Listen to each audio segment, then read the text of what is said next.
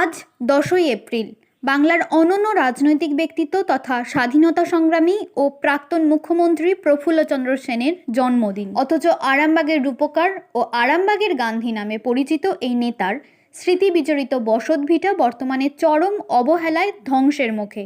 আরামবাগের মায়াপুরের সূত্রধরপাড়ায় অবস্থিত মায়াপুর কল্যাণ কেন্দ্র, যা তার বাসভবন ছিল, আজ ভগ্নপ্রায় অবস্থায় দাঁড়িয়ে। বাড়ির দেওয়ালে ফাটল, ভেঙে পড়া অংশ, ফুটো চাল, উইপোকায় নষ্ট জানলা ও দরজা, সব মিলিয়ে ঐতিহাসিক এই স্থাপনাটি দ্রুত নষ্ট হয়ে যাচ্ছে। ঘরের ভিতরে এখনও তার ব্যবহৃত খাট, আলমারি, বই, সুটকেস, ব্যক্তিগত জিনিসপত্র, এমনকি দাঁত পর্যন্ত সংরক্ষিত থাকলেও যথাযথ রক্ষণাবেক্ষণের অভাবে সেগুলিও ক্ষতিগ্রস্ত হচ্ছে। বাংলাদেশে জন্মগ্রহণকারী প্রফুল্লচন্দ্র সেন অসহযোগ আন্দোলনের সক্রিয় কর্মী ছিলেন এবং পরবর্তীতে আরামবাগের বিধায়ক থেকে পশ্চিমবঙ্গের মুখ্যমন্ত্রী হন। তাঁর গান্ধীবাদী আদর্শ, সততা ও সরল জীবনযাপন তাঁকে বিশেষ মর্যাদা দেয়। বর্তমানে এই বসতভিটার দেখভালের দায়িত্বে রয়েছেন পূর্ণিমা মালিক, যার বাবা মনসা মালিক ছিলেন সেনের ঘনিষ্ঠ সহযোগী। পূর্ণিমা মালিক জানান, সীমিত আর্থিক সহায়তায় বাড়ির রক্ষণাবেক্ষণ অসম্ভব হয়ে উঠেছে। স্মৃতিরক্ষা কমিটির কোষাধ্যক্ষ বিশ্বনাথ বেরা জানান, স্থানীয় উদ্যোগে কিছু কাজ হলেও তা প্রয়োজনের তুলনায় অত্যন্ত অপ্রতুল। ট্রাস্টি বোর্ডের সদস্য বিকে রায়ের পুত্র কেয়ারটেকারের জন্য মাসে 5,000 টাকা প্রদান করেন, যা এই ঐতিহ্য সংরক্ষণের জন্য যথেষ্ট নয়। অভিযোগ উঠেছে রাজনৈতিক সদিচ্ছার অভাব ও প্রশাসনিক উদাসীনতার বিরুদ্ধে। পূর্ণিমা মালিকের কথায়, এখনও পর্যন্ত সরকার বা রাজনৈতিক দলগুলির তরফে উল্লেখযোগ্য কোনো উদ্যোগ দেখা যায়নি। অথচ প্রফুল্লচন্দ্র সেনের নামে আরামবাগের রেল স্টেশন ও মেডিকেল কলেজ সহ একাধিক প্রতিষ্ঠান রয়েছে। বিশেষজ্ঞদের মতে এই বসতভিটা শুধু একটি বাড়ি নয়, বরং বাংলার রাজনৈতিক ও স্বাধীনতা আন্দোলনের ইতিহাসের গুরুত্বপূর্ণ দলিল। দ্রুত সংরক্ষণ না হলে এই ঐতিহ্য চিরতরে হারিয়ে যাওয়ার আশঙ্কা রয়েছে। মায়াপুর কল্যাণ কেন্দ্র, এখানে তো আমরা যে প্রতিষ্ঠানটা তৈরি করেছি প্রফুল্লচন্দ্র সেন স্মৃতিরক্ষা সমিতি, এটাকে রক্ষণাবেক্ষণ কারা করেন? এখন রক্ষণাবেক্ষণ বলতে এটা উনি এখন ওনার বাবা ছিলেন কেয়ারটেকার, তিনি এখানে থাকতে থাকতেই মারা গেছেন, বয়স হয়েছিল। মানে প্রফুল্ল সেনের অনুগামী এবং মারটার খেয়েছেন, সেই কারণে বহু মারটার করে উনি একটু খোঁড়া হয়েছিলেন। হ্যাঁ, তারপরে ছিলেন এবং তিনি সব কিছু দেখাশোনা করতেন। আর তিনি মারা যাবার পর এটা তো এখন যাকে একটু নিয়োগ করতে হবে, তাই ওনার মেয়ে আর জামাই এই দুজনকেই বিকে রায়ের ফার্ম, পল্লীশ্রী বিকে রায়ের ফার্ম, ওরাই কত টাকা করে তোমাদের দেয় মাসে 5,000 টাকা ওনাদের ওই থাকা খাওয়ার জন্য। আমি বেশি দিন আসিনি, প্রফেশন থাকতে আসতাম, মানে ভক্তি শ্রদ্ধা করে। আমাদের আপনি দেখেছেন? হ্যাঁ, দেখেছি। আমরা নিয়ে গেছি আমাদের এখানে মসিনান শ্রীরামকৃষ্ণ আশ্রম গ্রন্থাগারে ভিত্তিপ্রস্তর স্থাপন করেছেন উনি। যখন কত বয়স তখন আপনার? তখন আমার বয়স কত হবে, হয়তো 20-21 বছর বয়স হবে। আমরা ওখানে সমাজের কাজ করতাম, স্কুল লাইফ থেকে সমাজের কাজ করতাম। স্কুল ফাইনাল পাস করার পর আমরা কলেজে পড়ার সুযোগ পাইনি, তা সমাজের কাজ করতাম। ওখানে আমি গ্রাম পঞ্চায়েতের প্রধান হয়েছিলাম সেকেন্ড টার্ম। তারপরেতে লাইব্রেরি প্রতিষ্ঠা করেছি, মসিনান সমবায় কৃষি উন্নয়ন সমিতি, মানে পশ্চিমবঙ্গের মধ্যে একটা মানে প্রথম শ্রেণী। আগে এখানে হয়েছে বিভিন্ন ক্যাম্প হয়েছে, চক্ষু অপারেশন ক্যাম্প হয়েছে, পরে পার্মানেন্ট অপারেশনের জন্যে, আর ওই বাইরেতে অপারেশন। আপনি এখানে কীভাবে যুক্ত আছেন? এখানে ওই ভলেন্টিয়ারি আমরা করেছিলাম, ওই যখন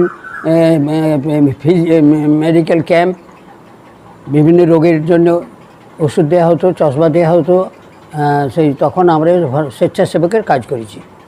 আমাদের সোদপুরের টিম নিয়ে আসতাম এখানে। এখন এই যে জায়গা জমি যে প্রফুল্লচন্দ্র সেন আছে, ওটা কি ওনার নামেই আছে না অন্য কিছু নামে আছে? হ্যাঁ, ওই ট্রাস্টি বোর্ডের নামে আছে। সেই ট্রাস্টিতে কি আপনি আছেন?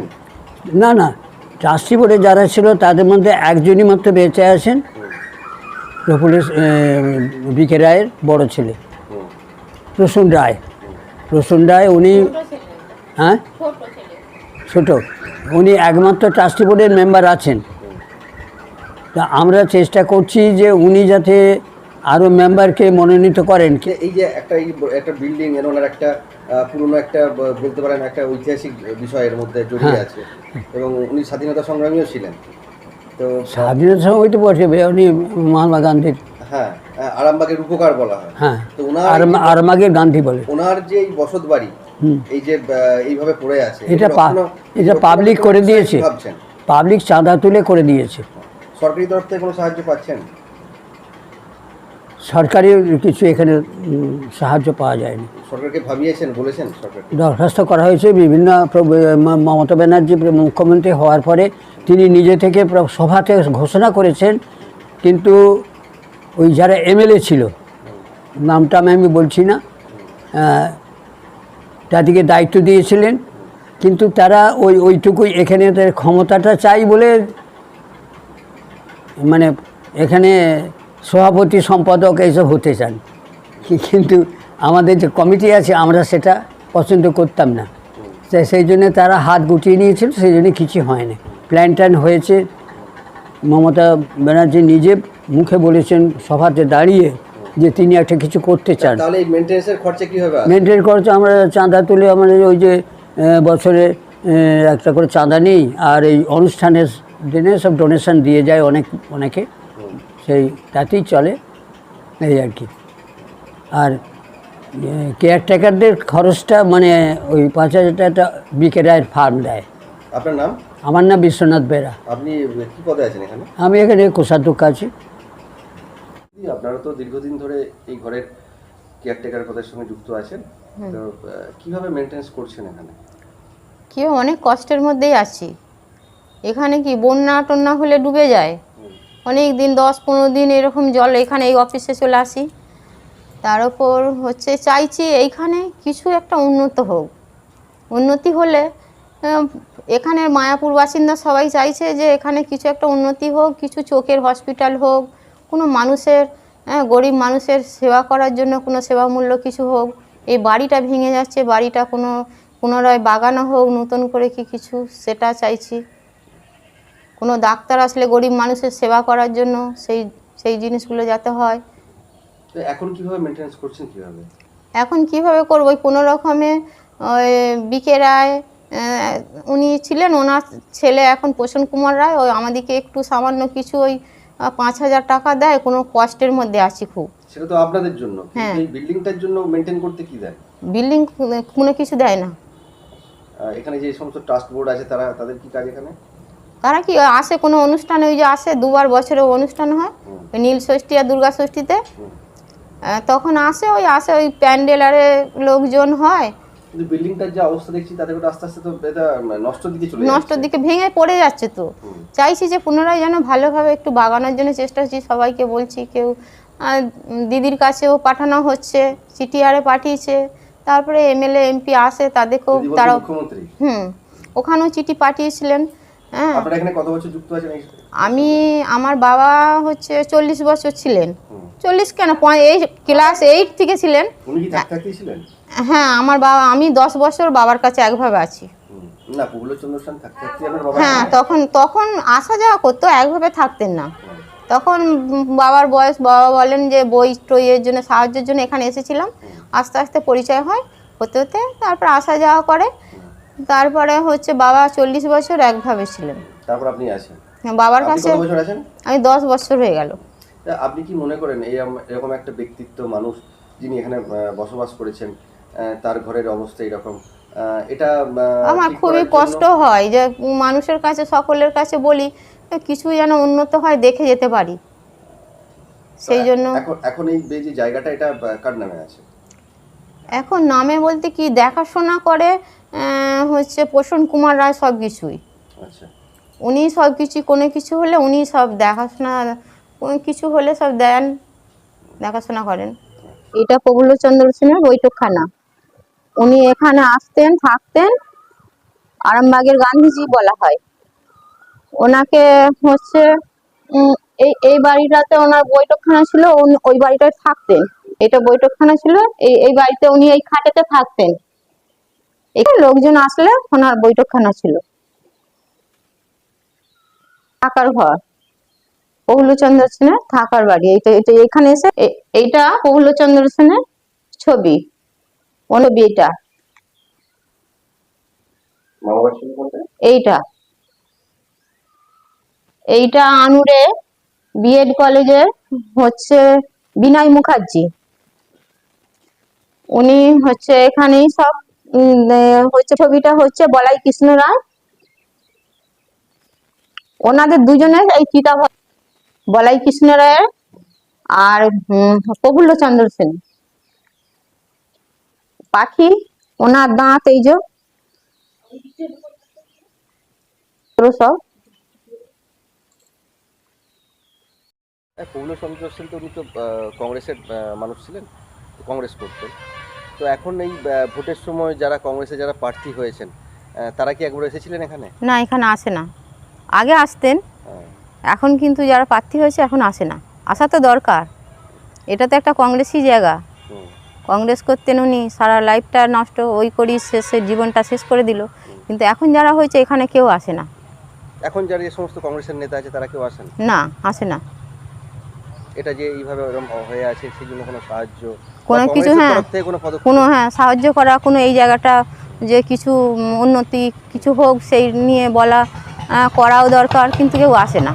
কেন্দ্রের প্রধান বিরোধী দল এখন কংগ্রেস, তো সেই কংগ্রেসের দলের তরফ থেকে কিছু সাহায্য পেয়েছেন? না, সেখান থেকে না কেউ করে না। তো কংগ্রেস যারা নেতৃত্ব তাদেরকে কি বলতে চান? বলতে চাইছি যে এখানে কিছু তাদের আসা দরকার। এই জায়গাটা কি অবস্থার মধ্যে আছে, ভেঙে পড়ে যাচ্ছে, যে কিছু যেন উন্নতি হয়, কিছু এখানে সহযোগিতা করুক। সেটা ঘরটা নষ্ট হয়ে যাচ্ছে, যে কিছু করুক। আমরা তো দেখলাম এই বাড়িটা নষ্ট হচ্ছে, তো আপনি সাধারণ মানুষকে কি বলতে চাইবেন? আমি বলতে চাইছি যে এখানে কোনো কিছু, এই বাড়িগুলো ভেঙে পড়ে যাচ্ছে, কিছু একটু উন্নত হোক। বাবার আদর্শে আমিও রয়ে গেছি, ছেড়ে যেতে পারছি না, ওনারাও যেতে দিচ্ছেন না এখানে কমিটির লোক।